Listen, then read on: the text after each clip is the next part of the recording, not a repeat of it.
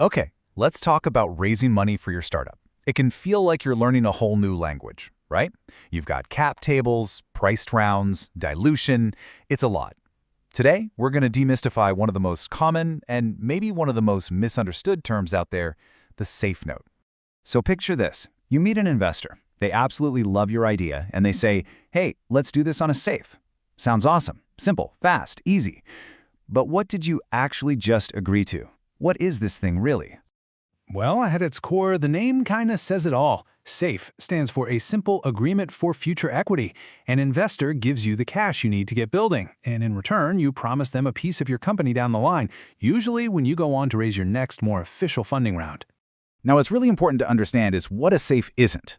First off, it's not a loan. So there's no interest piling up, and you don't have this scary repayment deadline hanging over your head. But, and this is key, it's also not equity, at least not yet. The investor doesn't own a slice of your company the day they sign. The best way to think of it is as a placeholder, like a bookmark for ownership that gets activated later on. So where did this thing even come from? Understanding its origin story actually helps explain a lot about why it exists in the first place. So before 2013, the go-to for early fundraising was something called a convertible note. And it was basically a loan that could, convert into equity. But it had all that loan stuff, maturity dates, interest rates, which could put a ton of pressure on founders. So in 2013, the legendary accelerator Y Combinator created the SAFE to basically strip out all of that debt-like complexity. They wanted something faster and more founder-friendly. And today, it's pretty much the standard for pre-seed and seed-stage startup. Which brings us to the big question. Why is it so alluring? What makes founders turn to safes again and again and again? Well, there are really four main reasons. They're fast, because the documents are pretty standard, which means less back and forth. They're cheap. Less negotiation means lower legal bills, which is always nice. They're flexible, without that ticking clock of a maturity date. And maybe, just maybe, the most important reason, they are strategic. And here's that strategic genius. How much is your brand new company really worth? Especially when you don't have revenue yet, or maybe not even a finished product. It's a super tough, kind of awkward conversation.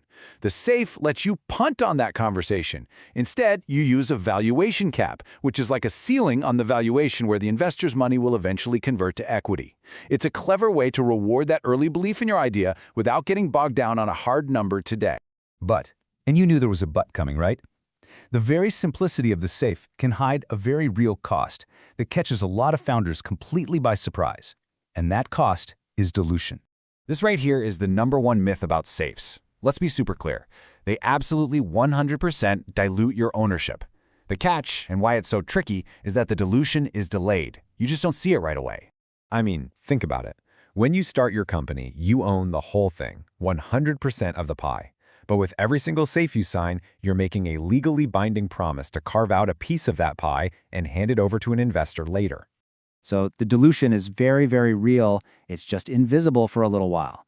It's this obligation that's just kind of sitting off to the side of your official capitalization table waiting in the wings. And if you're not careful and you sign too many of them, you could be in for a huge shock down the road. So let's actually walk through how the math works and see how this dilution can really sneak up on you. We'll use a nice, simple example. Okay, imagine you raise $250,000 on a SAFE and it has a $5 million valuation cap. Now, a year goes by, you've made amazing progress, and you raise a proper seed round at a $10 million valuation. Awesome. The new investors, they're buying shares based on that $10 million number. But your early SAFE investor, remember that cap? Their money converts based on the $5 million cap you agreed to. And what that means is they get twice the ownership for their money as the new guys. That was their reward for betting on you when you were just getting started. Now imagine you did that 5 or 6 times with different investors, maybe with different caps. All of a sudden, before you even start negotiating your seed round, you could realize you've already promised away 25, maybe even 30% of your company to your SAFE holders. That is a massive chunk of ownership gone before the new money even hits the bank. Now listen, this isn't to say SAFs are bad. Not at all. They are an incredible tool. But that's what they are, a tool, not a shortcut. And just like any powerful tool, you have to know when to use it and, more importantly, when not to. Knowing the right context is everything. Safes are fantastic when you're trying to move fast, or you're raising a small amount of cash just to test an idea, or maybe you're taking money from trusted angels who get it. But you really want to be careful if your next round seems like it's a long way off, or if you start raising from a whole bunch of different investors on different terms. That is a recipe for a cap table that becomes a total mystery. So here are a few key things to just burn into your brain. First, no matter how simple it seems, a SAFE is a binding legal contract, period. So you have to read the fine print, especially the valuation cap and any discount rates. Please ask an expert, get legal advice, because not all safes are the same standard template you find online. And finally, keep track of everything. A clean, organized cap table is a sign of a disciplined founder, and it builds enormous trust with your future investors.